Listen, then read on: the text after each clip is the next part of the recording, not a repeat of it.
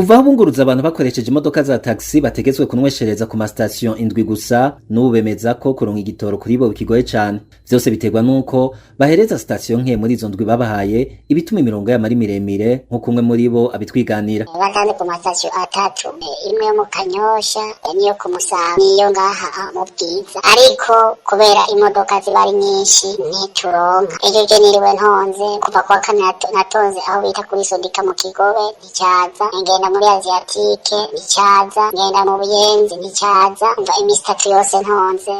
Uyeho mpeba kubera ubona umunsi wagiye, tuba dufise imisi niyo guhera kuwa kane kuja kuwa Mungu, je imodoka iri mu nzu.